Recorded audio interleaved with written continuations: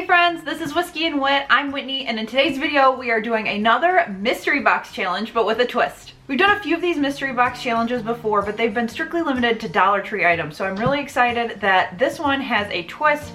It's a $15 anything goes challenge, so it's going to be a lot of fun. If you're new here and came over from one of the other DIYers, welcome. My name is Whitney. I do a ton of home decor and DIYs. I love doing Dollar Tree DIYs.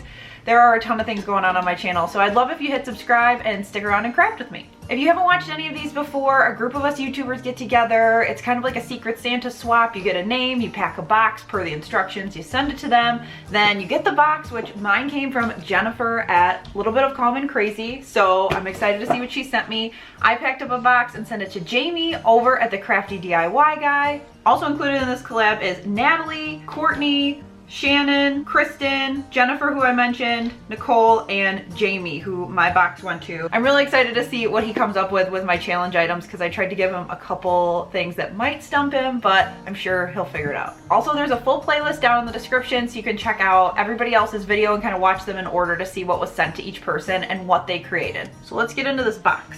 Oh, cute.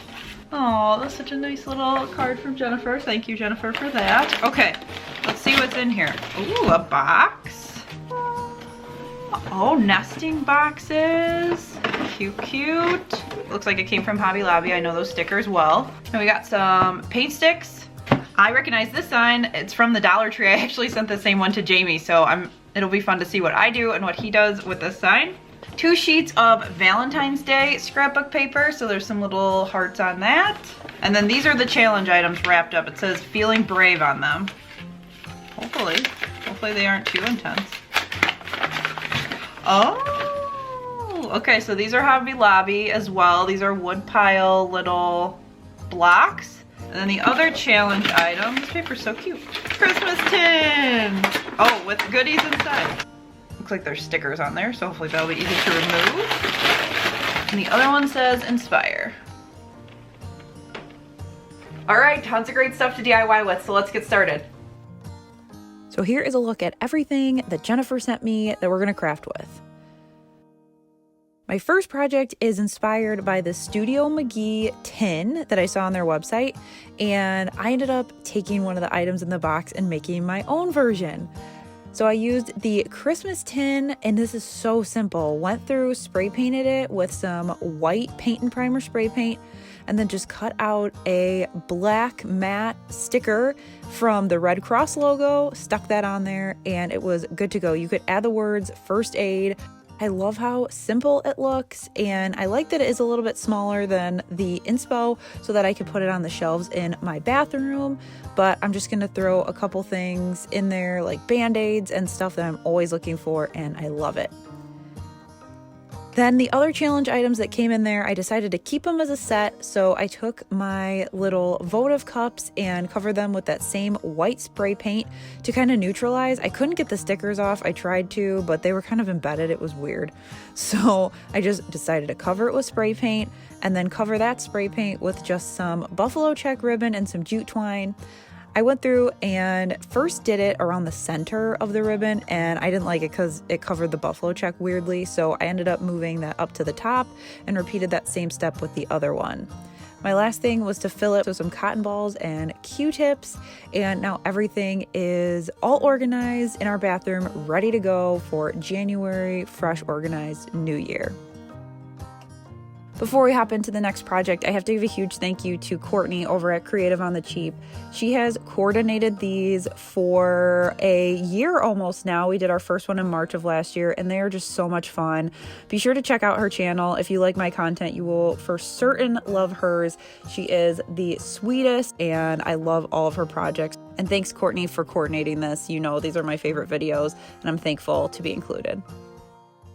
Up next is this sign, and I love this because it can be everyday farmhouse, but then also the quote gives a nod to Valentine's Day. So I used that family is the heart of our home sign, and like everything from Dollar Tree that has gobs of glitter, went through and just sanded it off. And one of my favorite things to do after you get that glitter off like that is just to take a wet paper towel and wipe it down. That paper towel acts as a magnet for all those little glitter pieces, and also do it over the trash. Once I got it so it was all one layer again and it wasn't really like raised where the glitter was, I went through with some painter's tape, taped off the edges, and then gave it 2 coats of black Waverly chalk paint to make it look like a chalkboard. Then I cut out this decal from my Cricut. I will link down below the free cut file if you would like to use this Brad Paisley lyric on your own sign, but you can also use a paint pen and, write on the chalkboard. There's a lot of different things you could do, white stickers, etc. I had to reattach a hanging piece because the original sign was the different orientation, and then it looked a little plain. I thought it was going to look fine without anything, but I decided to add some lamb's ear. I just hooked 2 pieces together. That's from Walmart with some jute twine, and then I hot glued it to the top of the sign. And then my final step was to add some buffalo check ribbon. If you do something similar, you could absolutely use some more jute twine. You don't have to use the buffalo check ribbon if you don't do buffalo check year round. I just have buffalo check all year round in my house. I absolutely love this song lyric, and this song has been an important one for Alex and I, and I think it's really fitting this year, especially when you think about 2020 and, just all the things that we've been through together. I really am glad to have this sign for Valentine's Day decor and then beyond.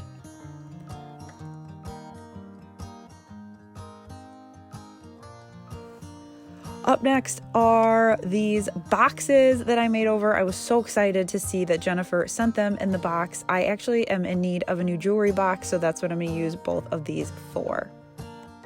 So for this, I ended up using the boxes, like I mentioned, and the paint sticks.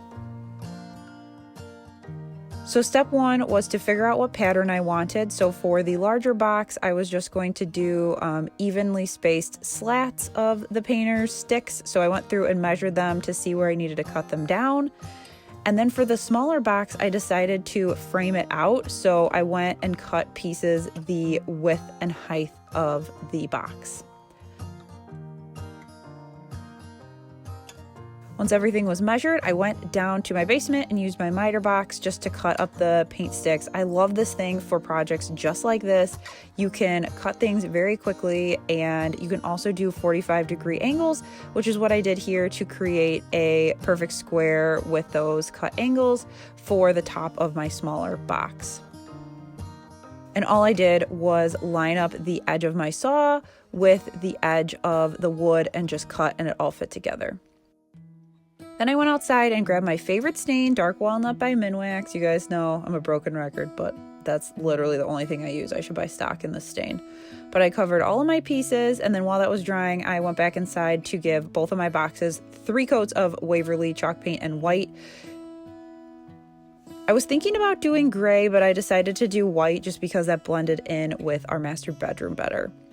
Once everything was dry, I just took my hot glue gun and hooked the frame to the smaller box as well as the slats to the larger box.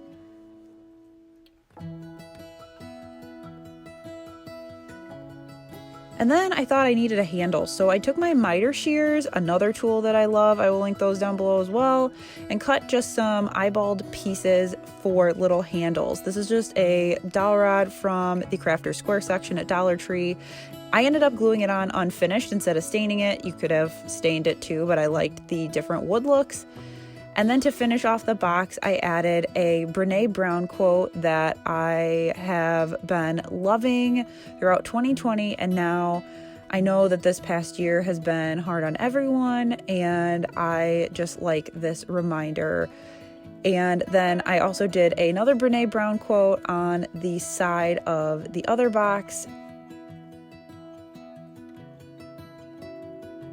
Then to use my scrapbook paper from Jennifer from the box, I cut out 2 pieces of the heart paper, the same size as the box, to Mod Podge as a liner.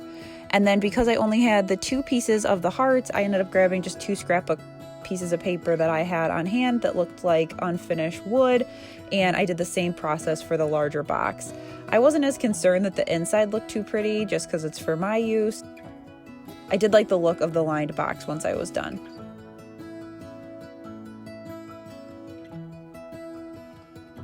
So here is that smaller box finished. Sometimes the bravest and most important thing is just showing up.